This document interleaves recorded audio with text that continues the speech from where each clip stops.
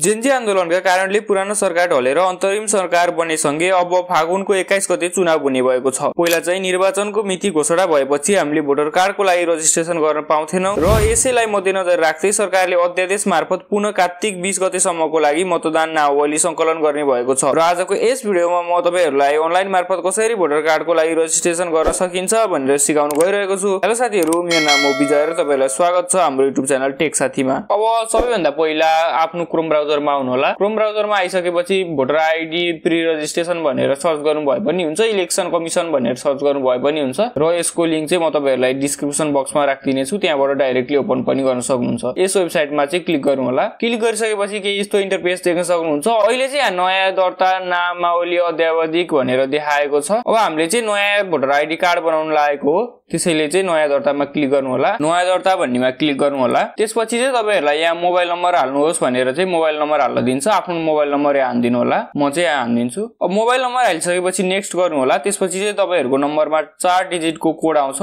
त्यो 4 डिजिटको कोड चाहिँ यहाँ चाहिँ हाल्दिनु होला। अब मैले चाहिँ यहाँ हाल्दिन्छु।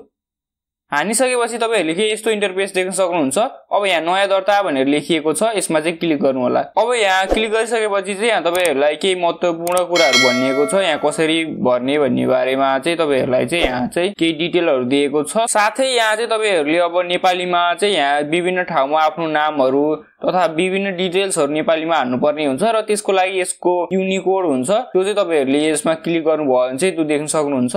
अब जस्तै यहाँ देख्न सक्नुहुन्छ, यहाँ मैले चाहिँ क्लिक गरेर देखाएको छु। अब कुन अक्षरको लागि चाहिँ कुन किबोर्ड टाइप गर्ने भन्ने चाहिँ यहाँ चाहिँ सिकाइएको छ। यसरी चाहिँ तपाईहरुले गर्न सक्नुहुन्छ। अब त्यो चाहिँ अब यहाँ तपाईहरुले यसको स्क्रिनशट पनि लिन सक्नुहुन्छ अथवा तपाईहरुले सजिलोको लागि यसमा क्लिक गर्नुभयो भने चाहिँ क्लिक भनेको ठाउँमा क्लिक गर्नुभयो भने चाहिँ यहाँबाट चाहिँ तपाईहरुले युनिकोड हेर्न सक्नुहुन्छ। त्यही हिसाबले चाहिँ टाइप गर्न सक्नुहुन्छ। अब अलिकति तल आउनु होला। अब यहाँ चाहिँ अब यसमा चाहिँ टिक लगाइदिनु होला र अब यसमा सुरु गर्नुहोस् भन्नेमा चाहिँ क्लिक गर्नु होला। अब यति गरिसकेपछि तपाईहरुले कहाँ मतदान दिने हो त्यहाँ चाहिँ सिलेक्ट गर्नु होला। अब प्रदेश, आफ्नो प्रदेश छान्नु होला। मैले चाहिँ एउटा छान्दिन्छु। त्यसपछि जिल्ला छान्नु होला। यहाँ आएर मैले चाहिँ एउटा जिल्ला पनि छान्दिएको छु। त्यसपछि गाउँपालिका नगरपालिका भनेको छ, आफ्नो गाउँपालिका चाहिँ हान्नु होला। यो चाहिँ तपाईहरुले आफ्नो नागरिकता अनुसार हान्नु होला। अब यहाँ वडा नम्बर हान्नु होला। मैले चाहिँ यहाँ र्यान्डमली हान्दिएको छु। यो चाहिँ तपाईहरुलाई सिकाउनको लागि मात्रै गरेको हो। अब आफ्नो मतदान स्थलको नाम भनेको छ। अब कुन ठाउँमा चाहिँ तपाईहरुले मतदान दिने हो त्यसमा चाहिँ आफूलाई अब सजिलो हुने ठाउँ चाहिँ यहाँ छान्नु होला। अब अर्को भन्नेमा थिच्नु होला। अब यहाँ चाहिँ व्यक्तिगत विवरण भर्न दिइसकेको छ। अब आफ्नो चाहिँ व्यक्तिगत विवरण भर्नु होला। मतदाताको नाम भनेको छ, यो नेपालीमा भनेको छ। नेपालीमा भनेको ठाउँमा चाहिँ तपाईहरुले नेपाली नै भर्नुपर्ने हुन्छ। अब नेपालीमा टाइप गर्नको लागि चाहिँ यो युनिकोड हेरेर चाहिँ तपाईहरुले यस अनुसार चाहिँ नेपालीमा टाइप गर्नु होला। म चाहिँ यहाँ लेख्दिन्छु। अब यहाँ बीचको नाम भयो, तपाईहरुले बीचको नाम हाल्नु होला। नभए चाहिँ अब थरमा जानु होला, थर हाल्नु होला। मैले चाहिँ र्यान्डमली हाल्दिन्छु। अब इंग्लिशमा पनि लेख्नु होला। अब पति पत्नीको नाम भनेको छ, यदि छ भने चाहिँ हाल्नु होला, छैन भने चाहिँ तपाईहरुले नहाल्न पनि सक्नुहुन्छ। बुवाको नाम भनेको छ, बुवाको नाम हाल्नु होला। यसमा चाहिँ यो चाहिँ सबै नेपालीमै हाल्नु होला तपाईहरुले। आमाको नाम भनेको ठाउँमा चाहिँ आमाको हाल्नु होला। त्यसपछि यहाँ बाजेको नाम भनेको छ,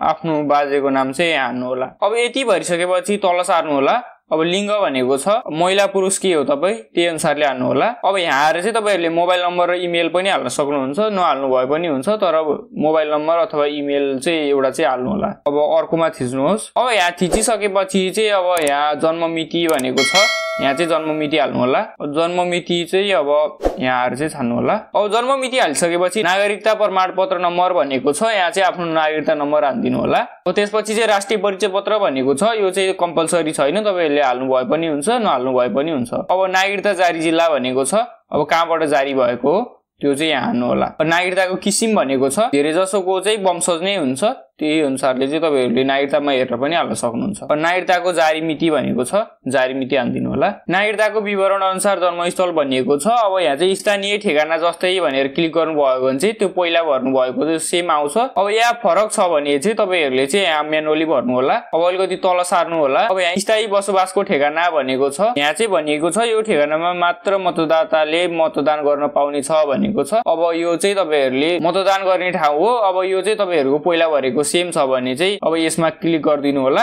अब सेम छैन भने चाहिँ म्यानुअली भर्नु होला। यहाँ चाहिँ प्रदेश भर्नु होला, जिल्ला भर्नु होला, त्यसपछि नगरपालिका भर्नु होला, त्यसपछि वडा नम्बर भरेर चाहिँ यो मतदान गर्ने स्थान भर्दिनु होला। अब यहाँ चाहिँ नागरिकता फोटो अपलोड भनेको छ, यहाँ चाहिँ नागरिकताको अगाडिको फोटो र यहाँ चाहिँ नागरिकताको चाहिँ पछाडिको फोटो हाल्नु होला। चुज फाइलमा गएर चाहिँ फोटो चाहिँ यहाँ अपलोड गरिदिनु होला। अब यो सबै डिटेल्सहरु तपाईहरुले भरिराख्दाखेरि एकचोटी राम्रोसित चेक गरेर भेरिफाई गरेर मात्रै गर्नु होला, पछि चाहिँ बिग्रियो भने चाहिँ यो चाहिँ प्रब्लम हुन्छ। अब मैले यहाँ सम्पूर्ण डिटेल्स हाल्दिसकेको छु। अब अर्कोमा थिच्नु होला। अब यहाँ चाहिँ अपाङ्गता रहेको भए भनेको छ। अब यदि हो भने होमा, अथवा होइन भने चाहिँ होइनमा क्लिक गर्नु होला।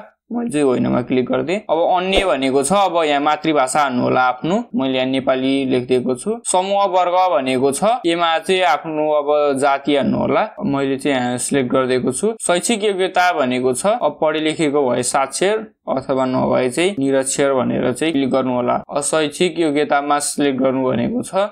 अब मैले चाहिँ यहाँ एउटा हाल्दिन्छु। तपाईहरुले आफ्नो हिसाबले चाहिँ हाल्नु होला। अब अर्कोमा क्लिक गर्नु होला। अब यो चाहिँ रजिस्ट्रेसन मात्र हो। यसको अब पछाडीको प्रोसेस गर्नलाई चाहिँ तपाईहरुले आफ्नो नजिकमा रहेको निर्वाचन आयोगमा चाहिँ तपाईहरु जानुपर्ने हुन्छ। अब त्यहाँ चाहिँ तपाईहरुले गएर चाहिँ आफ्नो अंगूठाको छाप र फोटो दिएर आउनुपर्ने हुन्छ। त्यसको लागि चाहिँ अब तपाईहरुको नजिकमा कुन ठाउँ पर्छ त्यही ठाउँमा चाहिँ तपाईहरु जान सक्नुहुन्छ। त्यसको लागि चाहिँ तपाईहरुले चाहिँ आफ्नो नजिक पर्ने निर्वाचन आयोगको चाहिँ ठाउँ चाहिँ सिलेक्ट गर्नु होला। अब मैले चाहिँ यहाँ सिलेक्ट गर्दिन्छु। तपाईहरुले चाहिँ अब जुनसुकै ठाउँबाट पनि यो चाहिँ रजिस्ट्रेसन चाहिँ तपाईहरुले गर्न सक्नुहुन्छ। अब तपाईहरु यहाँ कहिले जाने हो त्यसको चाहिँ मिति यहाँ सिलेक्ट गर्नु होला। अब मिति सिलेक्ट गरिसकेपछि अर्कोमा क्लिक गर्नु होला। अब तपाईहरुलाई तपाईहरुको डिटेल्स फेरि देखाउँछ। त्यो चाहिँ एकचोटी राम्रोसित चेक गर्नु होला। चेक गरिसकेपछि चाहिँ सबै कुरा चाहिँ मिलेको छ भने चाहिँ दर्ता गर्नुहोस् मा क्लिक गर्नु होला। छैन भने चाहिँ अघिल्लोमा गएर एडिट गर्नु होला। अब तपाईहरुले दर्ता गर्नुहोस् मा क्लिक गरिसकेपछि चाहिँ तपाईहरुलाई चाहिँ एउटा फर्म दिन्छ। अब तपाईहरुले यो फर्म लिएर चाहिँ तपाईहरुको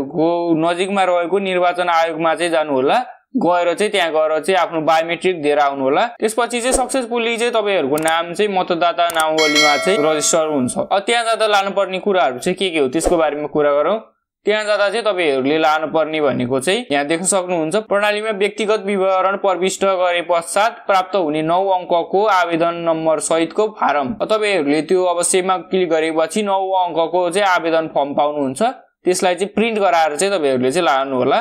त्यसपछि चाहिँ नागरिकता वा सोको प्रतिलिपि, ओरिजिनल नागरिकता र त्यसको प्रतिलिपि पनि लिएर जानु होला।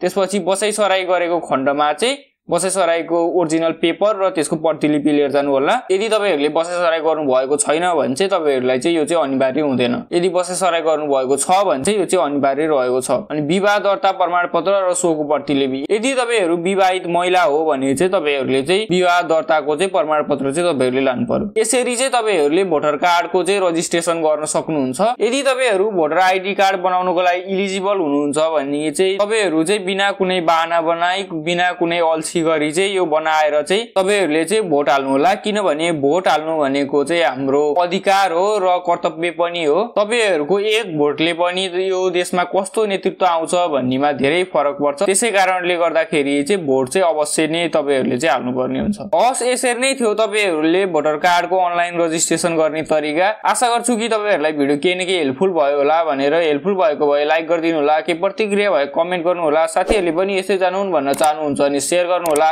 र अरु यस्ता नयाँ भिडियोको लागि हाम्रो च्यानल सब्स्क्राइब गरी बेल आइकनलाई अन गर्नु होला। आजको लागि यति नै। हस्, धन्यवाद।